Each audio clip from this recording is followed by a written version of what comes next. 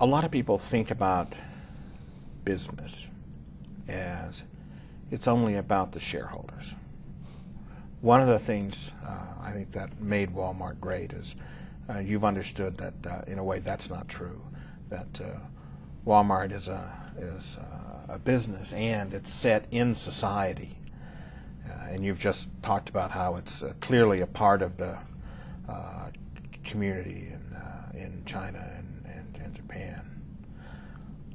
What can we learn for how we understand business as set in society as opposed to outside society? What are some of the lessons for us that really go beyond Walmart? Yeah, I think I've worked for 3 major multinationals. I've seen very different corporate cultures. I've seen very different philosophies in terms of what is the focus on value creation. I personally believe if you look at the future of economic growth, we're now entering the century of Asia. If you were to look at where the massive GDP growth will come over the next 100 years.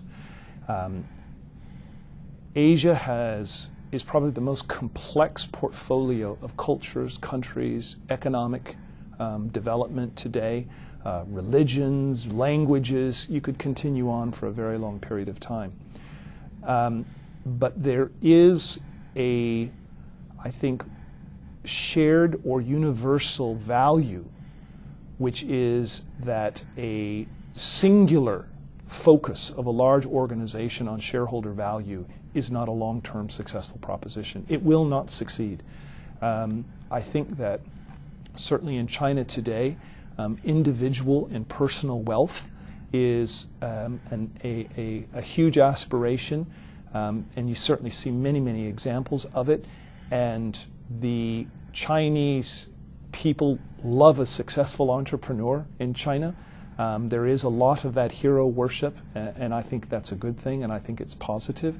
But when I look at the public's perception of organizations, whether they be foreign companies, whether they be Chinese companies, it's all about what you give your customer, how you give back to your community, and only third does shareholder value come into that equation. I think that if I look at India, there is still that sense of a populist view that organizations have a higher responsibility than individuals. And I don't think that any company will succeed in Asia without having a very strong and credible focus on first its customer, second its associate employment base, and third, but not at a discounted level, the shareholder, because frankly you need continual access to capital to build. But if you're only going to focus on the shareholder, you will not stay in business.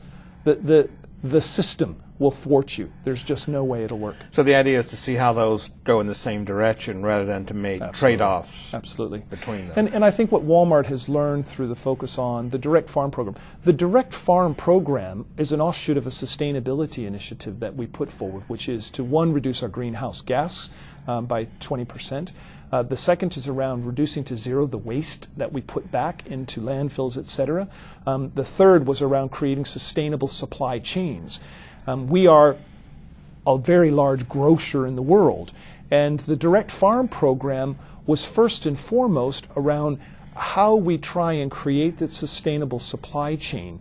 And then one of the win-win benefits that came from it was the fact that farmers' incomes began to increase as, one, the middleman started getting pushed out, and second, we started improving their productivity inherent in us getting a more sustainable sustainable agricultural access. So it was not intended as a business case that said, if we do this, the following 4 benefits, and therefore all of this is going to come down to your NPV.